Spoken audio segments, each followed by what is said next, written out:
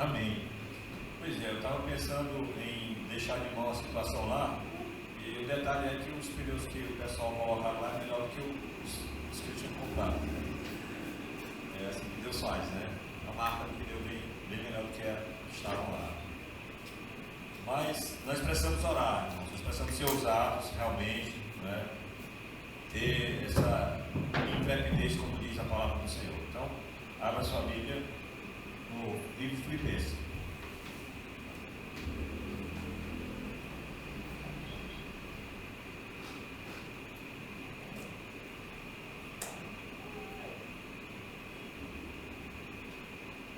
Sua Bíblia está aberta em Filipenses. Ele já veio aqui, já passou o perfume aqui 2 vezes. Filipenses, capítulo 4, por favor. Filipenses, capítulo 4, verso 8. E gostaria de pedir que o irmão se colocasse de pé e fizesse essa leitura. Tá bom? Filipenses, capítulo 4, versículo 8.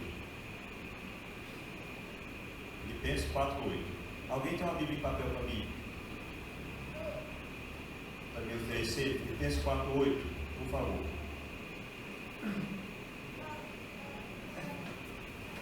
Amém? Um irmão faça essa leitura. Filipenses, capítulo 4, versículo 8. Pode ler. Por último, meus irmãos, encham a mente de vocês com tudo o que é bom e merece elogios. Isto é, tudo o que é verdadeiro, digno, correto, puro, agradável e interessante. Novamente. Por último, meus irmãos, encham a mente de vocês com tudo o que é bom e merece elogios. Isto é, tudo o que é verdadeiro, digno, correto, puro, agradável e decente. Amém.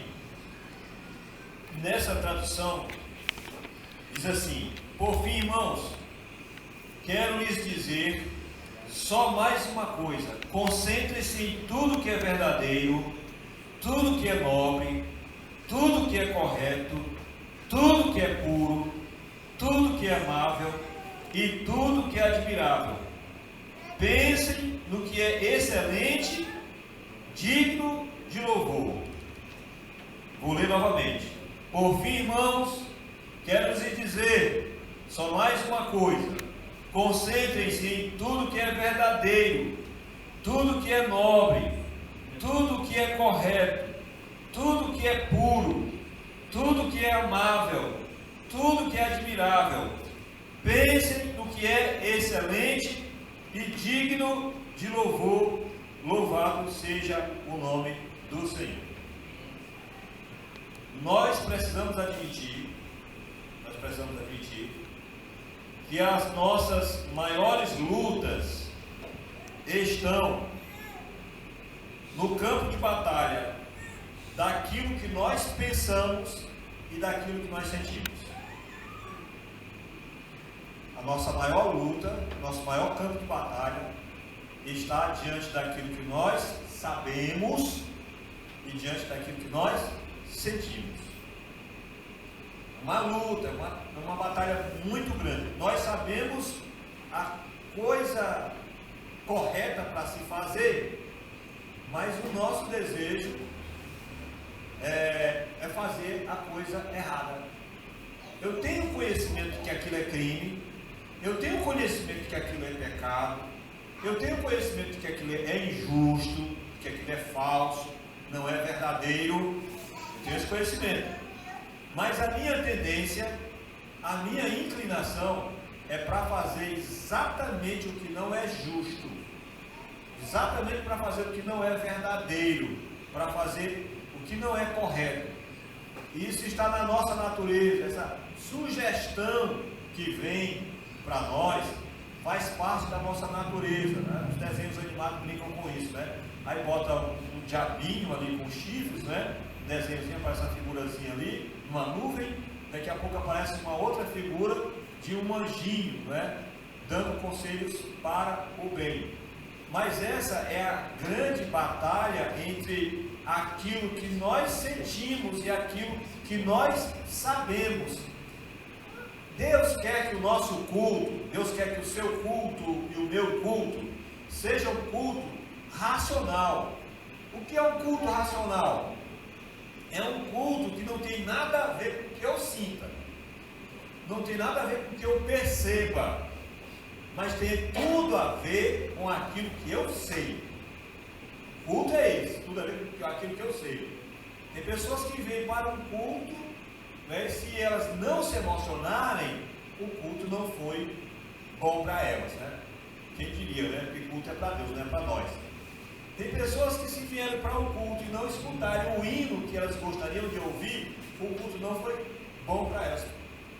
Porque as pessoas sabem, todos nós que somos cristãos, nós sabemos que quando nós nos reunimos, seja dentro do santuário, seja onde for, Deus fala uma coisa categoricamente, Jesus fala uma coisa categoricamente para nós. O que é que ele diz?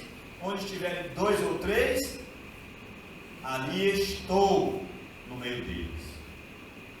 Uau! Deus está presente, mas a gente vem como quem vem para a presença do Senhor. A gente está no culto, nós estamos no culto como quem está na presença do Criador do Universo? Não. Porque se essa fosse a concepção, se esse realmente fosse o que nós sentimos, porque é o que nós sabemos, mas se fosse realmente o que nós sentimos, não precisava ninguém tocar nada. Eu disse para os irmãos, não é todas as vezes, mas de vez em quando eu venho fazer alguma coisa aqui no santuário, né, que alguém está trabalhando, que eu venho pegar um objeto, né, durante o dia, que não está tendo atividade nenhuma no santuário, quando eu venho aqui, eu tenho uma sensação de paz muito grande, porque eu sei que aqui é um lugar onde o nome do Senhor é exaltado, o nome do Senhor é glorificado, e vem algo muito bom no meu coração, vem uma sensação muito boa no meu coração, por saber disso. Então nós precisamos aprender a lidar com isso. E aí o apóstolo Paulo, escrevendo da prisão, né, eu fico pensando, meu Deus, o que esse homem tinha? O que esse homem tinha para ter a motivação que ele teve? O que é que Paulo tinha para ter a motivação que ele teve de estar numa cadeia, sendo injustamente preso e julgado e correndo o risco de ser executado? O que esse camarada tinha para escrever uma carta dessa e animar a igreja? Para escrever uma carta dessa e mudar a história de uma igreja? O que ele tinha? Nada mais, nada menos do que a convicção, a certeza de que Deus estava na vida dele. Era um homem que tinha intimidade com Deus. E quando a gente fala intimidade, a gente pensa assim, em algo assim, sabe, místico, né? Até sobrenatural, e não é natural. A nossa relação com Deus, ela é uma relação natural. Eu tenho que entender que onde eu estiver, Deus está. Até na cadeia, até na fornalha de fogo, até na cova dos leões, Deus está. Então, essa batalha que eu e você temos entre aquilo que nós sabemos e aquilo que nós sentimos, nós temos que entender que os nossos sentimentos, as nossas emoções, elas terão sempre que dar lugar à nossa razão. Rogo-vos, pois, irmãos, que apresenteis os vossos corpos como sacrifício vivo, santo e agradável ao Senhor, que é o vosso culto racional. Deus é um Deus inteligente, a nossa relação com Ele tem que ser uma relação de inteligência. Nós podemos provar cientificamente a existência de Deus? Claro que podemos. Os apologetas cristãos, eles mostram isso com muita categoria. Se você tem alguma dificuldade nesse aspecto, quando você é confrontado na sua fé, comece a estudar. Hoje está mais fácil, né? Antigamente só se a gente lesse um livro e tal, se não sabe. Hoje você tem um vídeo, né, na internet que com poucas palavras você tem, né, um start daquilo que você está querendo ter um entendimento. Tem o pastor Tarso Licurgo, né, que eu sigo na internet. Alguém até colocou uma vez no grupo da igreja, ele conversando, né, compelindo com 25 ateus numa sala. Ele sozinho compelindo com 25 ateus, debatendo com esses 25 a Deus. Ele é craque nesse assunto. Doutor Tarso Licurgo, né? Ele é pastor. Tarso com 2 S, Licurgo com Y. Licurgo, Lycugo. Segue ele no Instagram. Então nós temos muitos outros apologetas cristãos que estão lá, né, em defesa da fé, e que são pessoas que refutam, né, a teoria dos ateus, provando a existência de Deus cientificamente, provando fatos cientificamente, porque não, olha, a gente para seguir a tangente, isso aqui é porque eu creio, tu não crê, isso é uma questão de fé, e não é por aí. Entende? Deus, a relação com o nosso Deus é uma relação pé no chão, é uma relação cabeça aqui, coração no céu, mas a cabeça é aqui. Então tem que ser algo inteligível, algo racional com o nosso Deus. É assim que tem que ser. A gente vai ver as guerras, as batalhas, apesar do sobrenatural de Deus, mas a gente vai ver algo racional. O Gideão, que com 300 homens começou com 32 mil, Deus dispensou 22.700, e ficou só com 300 mil. Tá, é um milagre lutar 300 homens contra 120 mil, que era o número aproximadamente de homens que eles iriam batalhar. Me parece que daí 400 ou 4.000 homens para cada guerreiro de Gideão, dos 120 mil para 32 mil. Mas está certo, foi só 300, Deus separou só 300. Mas esses 300, quem foram os 300 que Deus separou? Exatamente os prudentes. Entende como é algo racional? Deus não está bom, é porque Deus está levantando 300 homens, bora lá. Qualquer galera. Eram homens prudentes. E detalhe, não eram covardes. Passaram no teste da covardia, da timidez, não era ousado. Lembra que eu falei no princípio ousadia? Passaram no teste da covardia e da ousadia, que ele começa dizendo para Gideão, prega esse povo aí, diz para eles, quem for covarde ou tímido, que volte. E naquela primeira pregação, aquele primeiro discurso de Gideão, 22 mil voltaram. Então 10.700 passaram no crivo de que não é tímido e de que não é covarde, que é ousado, tá certo, lá está. Mas no meio daqueles 10 mil, né, dos 22 mil saiu dos 10 mil, Deus manda ele levar eles para beber água no ribeiro. O que acontece quando chega lá no ribeiro? Alguns trazem água com a mão à boca e alguns metem a cara na água para lamber como um cão. Desse, como um cachorro, desse que mete a cara na água para lamber como um cão, foram 9.700. Só 300 trouxeram a água com a mão para a boca. E Deus separa esses aí, porque é com esses aí que você vai lutar. Manda o resto embora. Mandou o resto embora. Então aqueles 300, eles passaram no crivo da timidez e da ousadia, e também no crivo do cuidado, né? Da percepção, da ponderação. Eram pessoas ponderadas. Como é que você está na guerra, você mexe a cara aqui, de repente o adversário aparece. Eu sou chamado para o campo de batalha, aí eu vou beber água de qualquer jeito. Não, estou aqui, ó, com água na mão, eu estou percebendo. Então Deus é o natural, o racional. Por isso que a nossa relação com Deus precisa ser uma relação racional. Aí a pessoa abre o impedimento, né, desse aí, porque graças a Deus aqui na cidade de Deus ainda tem muito espaço para gastronomia, né? Graças a Deus. E o cristianismo é a única religião que vai pelo convencimento, não é por imposição. Convencimento, né? Ou crê ou morre, tal. Não. Tem que fazer isso aquilo. Não, tem. Então você vê uma pessoa que vai começar um empreendimento gastronômico. Aí bota uma pessoa que não sabe cozer para iniciar um projeto gastronômico. Peraí, dá licença. Não, mas eu vou orar para Deus abençoar. Não é por aí não.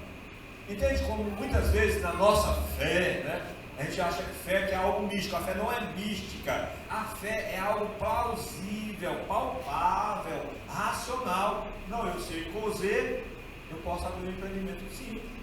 Eu sei cozer com S. Eu sei cozer com Z, perdão.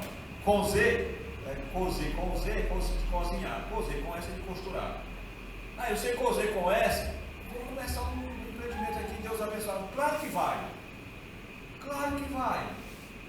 Você sabe cozer, então vai começar um empreendimento com aquilo que você tem habilidade, com aquilo que você tem capacidade. Há uma possibilidade de 99,9% de Deus abençoar. Agora que não há possibilidade se for o contrário.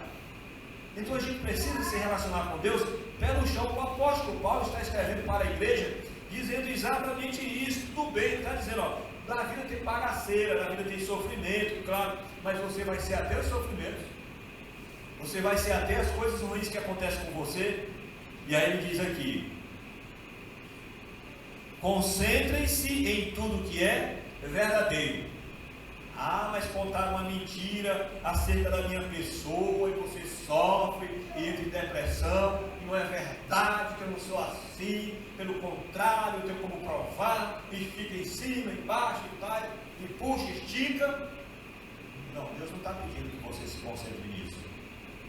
Deus está pedindo que você se concentre naquilo que é verdadeiro. Concentre-se em tudo que é verdadeiro, tudo que é nobre. A nobreza disso, não é isso que você vai procurar. A nobreza das coisas, eita, mas fulano e tal é tão mal educado e tal, que coisa feia, e a gente se torna Cristo de tudo, de todos. Aí, vamos procurar a nobreza das coisas, vamos procurar a nobreza das situações, e é por aí que a gente tem que caminhar, é por aí que a gente tem que trafegar, nobre, né? Seleto, vamos por aí.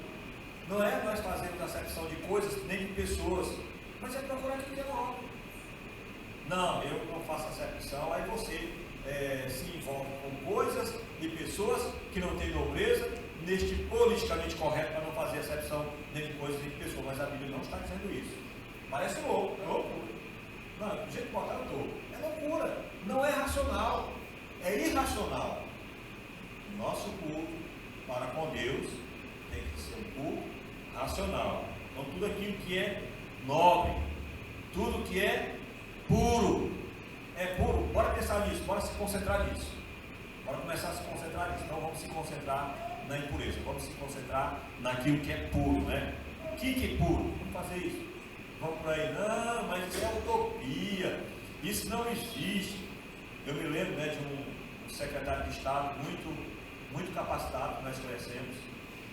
Eu achei um homem muito capacitado, mas na época em que nós estávamos começando a PAC, a Associação de Proteção e Assistência aos Condenados, nós saímos daqui e fomos conversar com ele. Ele era o secretário de Segurança Pública na época.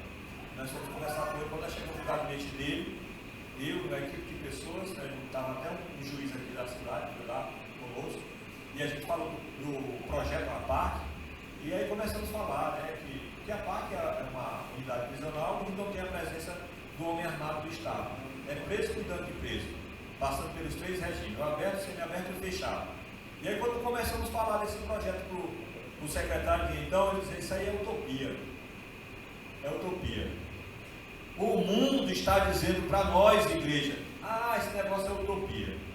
Eu estava falando outro dia das irmãs, né? As irmãs que seguem a ceia, as irmãs da oração. Outro dia eu estava aqui com uma roupa que eu achei tão bonita, achei ela muito mais bonitas, né? Do que algumas roupas que algumas mulheres vestem. Fizeram uma blusa bonita, uma saia longa e tal, achei que é mais elegante.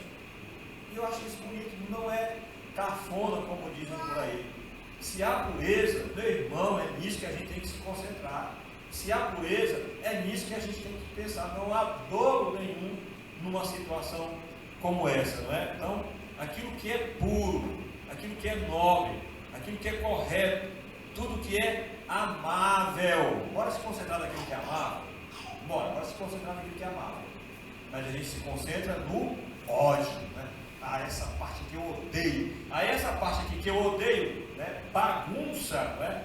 Destrói toda aquela parte que eu amo, que eu posso amar. Vamos se concentrar no que é amável. Diz mais: pensem no que é excelente. Pense no que é excelente e digno. Nós temos que pensar nas coisas com excelência. É por isso que eu digo, se você tem um empreendimento, você está vendendo bombom lá na esquina, uma banquinha com duas qualidades de bombom, você tem que pensar como se você tivesse uma multinacional. Você tem que pensar lá na frente. Não dá para pensar daqui para frente, aqui está bom demais, né? Eu sou um pobrezinho meu, está bom. Não é isso aí. Pense na excelência. Aí eu estava falando agora, hoje de manhã, numa empresa, eu disse, olha, as pessoas, o que move o PIB de um Estado é a produção de bens e serviços, né? O que fomenta O PIB de um Estado é a produção de bens e serviços. As pessoas, elas não rejeitam bens e elas não rejeitam serviço. Vai comprar um produto, vai comprar um bem. Ah, é muito caro, vou rejeitar, não sei o que. Não. As pessoas, elas rejeitam atendimento. Elas rejeitam atendimento. Pessoas rejeitam pessoas. Agora, se você coloca excelência naquilo que você está fazendo, e o moleque que me atendeu hoje, né, o moleque, por se tratar de um garoto muito novo, me atendeu com excelência.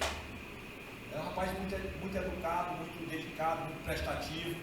Excelência, procure fazer excelência naquilo que você está fazendo, fazer com excelência, e com certeza você será bem sucedido e você será feliz. Então, o texto diz aqui que nós devemos fazer com excelência, pense naquilo que é excelência e digno de quê? De louvor. É digno de louvor. Aplauda quem tem que ser aplaudido. Não tem problema nenhum. Bendiga quem tem que ser bendigo.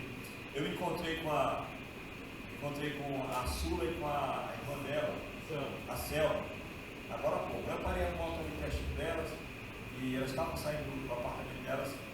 Eu disse, que coisa boa encontrar vocês aqui. Porque sempre que eu ouço alguns dos hinos antigos, né?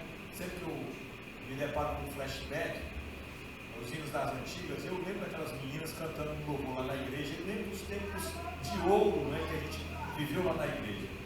Eu estava dizendo para elas, olha, eu louvo o nome do Senhor pela vida de vocês, porque sempre que eu ouço essas músicas eu lembro de vocês deixaram marcas indeléveis no meu coração. Eu me lembro com muita alegria. Quando eu ouço essas músicas, eu me lembro com muita alegria de vocês, porque foi um tempo de ouro que a gente viveu. Que a gente tem que fazer isso, né? Essa semana eu estava mandando uma mensagem, tenho vontade de mandar uma mensagem para uma pessoa e agradecer a ele pela vida dele, pela nossa amizade. Eu mandei um áudio para ele, obrigado pela tua amizade e tal. E, sabe, celebrei a vida dele em nome de Jesus. Ah, ele gostou demais daquilo e tal. A gente às vezes só espera de celebrar a vida de uma pessoa, de agradecer a vida de uma pessoa, quando a pessoa morre. Aí está lá, né? A pessoa dura e roxa dentro de um caixão, aí está lá você, as lágrimas, né? Fazendo um discurso longo, né? E cansativo, e todo mundo vai ter que ouvir, né? Aquele seu discurso longo e cansativo. Quando a pessoa estava viva, você sequer mencionou o nome daquela pessoa. Você tem que agradecer a alguém por alguma coisa, agradeça, não perca tempo não. Celebre a vida de uma pessoa. Tem alguém que fez o bem para você, agradeça. Tem alguém que representa muito na sua vida, diga para essa pessoa que ela representa muito na sua vida. Não para de falar isso não. Isso alimenta a gente. Isso faz um bem muito grande para a gente. Mas nós não fazemos isso. Mas o texto está nos aconselhando aqui. Pensem no que é excelente e digno de louvor. E não tem como as coisas darem errado, né? O que diz lá em Lamentações 3:21, né? Quero trazer à minha memória aquilo que me dá esperança. Lamentações capítulo 3, versículo 21. Qual é o contexto do livro de Lamentações, do autor de Lamentações, do profeta Jeremias? Qual era o contexto? O contexto de cativeiro. Era o contexto do cativeiro, era o contexto da derrocada de Jerusalém, né, pelo cerco babilônico. Mas eu não quero pensar, né, na profecia que vai se cumprir, olha, vocês vão passar vocês vão passar 70 anos no cativeiro. O profeta já tinha falado. Eu não quero pensar nas atrocidades que estão acontecendo agora, o cerco que está ali. Eu quero trazer à minha memória aquilo que me dá esperança. Quando eu estou assim, em crise, né, no meu casamento, eu vou lembrar de quando eu conheci a minha esposa. Vou lembrar lá dos primeiros dias que eu conheci ela e tal, eu vou lembrar disso. Quando eu estive naquela época meio que deprê, ou totalmente deprê, o que eu fazia? Eu tinha dificuldade de dormir. Aí eu ia dormir, eu fechava os olhos, eu imaginava eu jogando bola, que eu gosto muito, né, fazendo gols, lembrando dos gols que eu já fiz, né, e tal, lembrando da jogada bonita, queria trazer na minha memória coisas boas, eu ia pensar em coisas boas. Mas quando a gente está assim, a gente vai cuidar, começa a pensar, né? Só até as músicas que a gente vai escutar, né? A turma que está por aí vai para o bar, qual é o tipo de música que a turma vai escutar? Quando está em melancolia? Eles já sabem, é a sofrência, né? Só vão escutar a sofrência, né? Aí bebe cachaça, né? Não é nem um vinho, não é nem um vinho, que vai beber cachaça. Para terminar de matar, para terminar de se enterrar. Mas nós não podemos fazer isso. É digno de louvor? É por aí que eu vou. Até rima, né? É digno de louvor? É por aí que eu vou. Amém? Fique de pé, vamos orar. Vamos agradecer ao Senhor.